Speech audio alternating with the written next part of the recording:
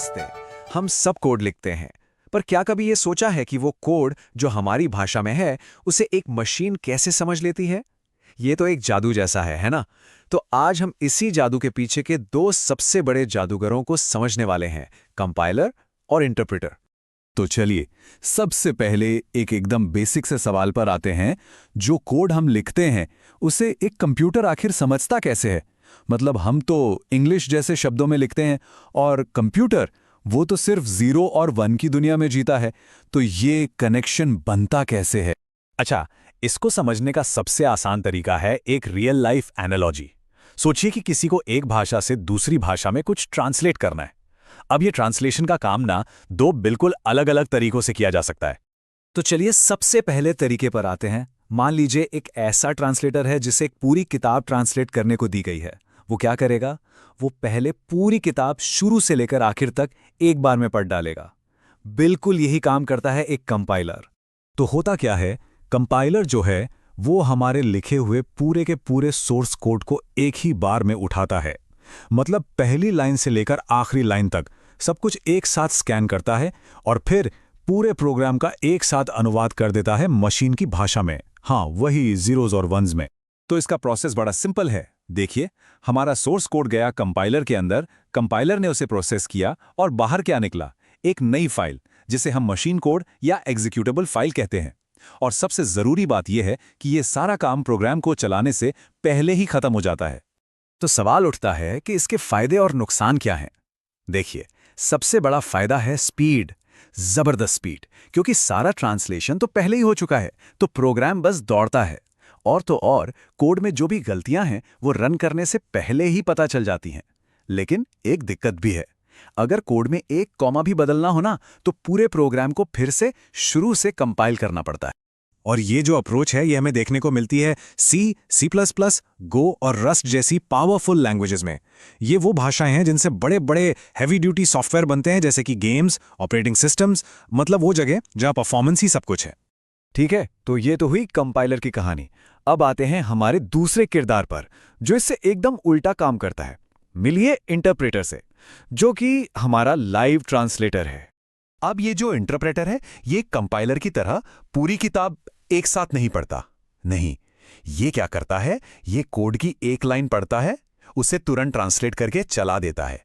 फिर दूसरी लाइन पढ़ता है, उसे चला देता है। मतलब काम होता है लाइन बाय लाइन, साथ के साथ। यहां पर प्रोसेस और भी ज्यादा डायरेक्ट है।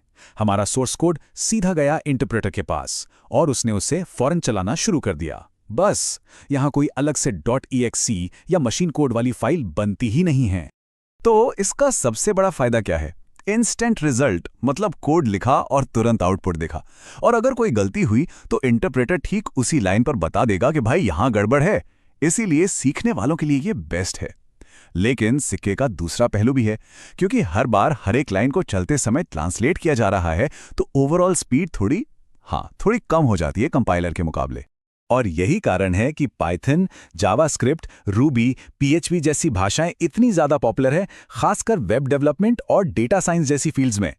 क्योंकि वहां पर रॉ स्पीड से ज्यादा जरूरी होता है फटाफट डेवलपमेंट करना, चीजें ट्राई करना और तुरंत नतीजे देखना। तो चलिए, अब इन दोनों को एक साथ आमने सामने खड़ा करते हैं। एक तरफ है हमारा बुक ट्रांसलेटर कंपाइलर और दूसरी तरफ है हमारा लाइव ट्रांसलेटर इंटरप्रेटर। देखते हैं कौन किस में बेहतर है। ये टेबल ना सारे कहानी को एकदम साफ कर देती है। एक तरफ कंपाइलर है जो एक साथ काम करता है, तो interpreter line by line. Speed के मामले में कंपाइलर साफ साफ विनर है, तेज है। लेकिन एरर बताने में इंटरप्रेटर तुरंत बता देता है। आउटपुट की बात करें तो कंपाइलर एक अलग एग्जीक्यूटेबल फाइल बनाता है, जबकि इंटरप्रेटर सीधे रन करता है। तो सीधा सीधा हिसाब है, बड़े सॉफ्टवेयर के लिए कंपाइलर और फटाफट काम और सीखने के लिए इंटरप्रेटर। तो अगर इस पूरी कहानी को एक लाइन में समेटना हो तो वो ये है, कंपाइलर है वो ट्रांसलेटर जो पूरी किताब को एक साथ ट्रांसलेट करता है, और इंटरप्रेटर है वो लाइव गाइड या टीचर जो आपके बोलते ही सेंटेंस बाय सेंटेंस ट्रांसलेट करता जाता है। लेकिन रुकिए, कहानी में एक ट्विस्ट है।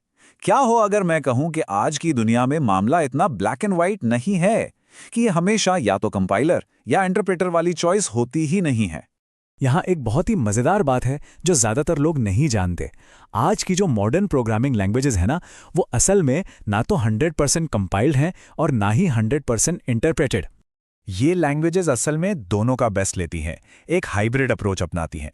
होता यह है कि पहले कोड को एक बीच की भाषा में कंपाइल किया जाता है, जिसे बाइट कोड कहते हैं। ये मशीन कोड नहीं है, पर सोर्स कोड से ज़्यादा फास्ट है। और फिर एक खास तरह का स्मार्ट इंटरप्रेटर, जिसे वर्चुअल मशीन कहते हैं, वो इस बाइट कोड को चलाता है। इससे क्या हुआ? हमें कंपाइलेशन वाली स्पीड भी मिल गई और इंटरप्रेटर वाली फ्लेक्सिबिलिटी भी। Best of both worlds. तो अगर इस पूरे डिस्कशन से सिर्फ एक चीज याद रखनी हो तो वो ये 2 लाइनें हैं। कंपाइलर का फंडा है पहले सोचो फिर चलाओ, और इंटरप्रेटर का मंत्र है बोलते जाओ चलते जाओ। तो अब मैं आपको एक सवाल के साथ छोड़े जाता हूं। अगली बार जब अपना कोई फेवरेट ऐप इस्तेमाल करें, चाहे वो गेम हो या कोई सोशल मीडिया, तो एक पल के लिए जरूर सोचिएगा, इसके पीछे कौन है? एक कंपाइलर जो इसे रॉकेट जैसी स्पीड दे रहा है, या एक इंटरप्रेटर जो इसे इतना फ्लेक्सिबल बना रहा है, या फिर दोनों?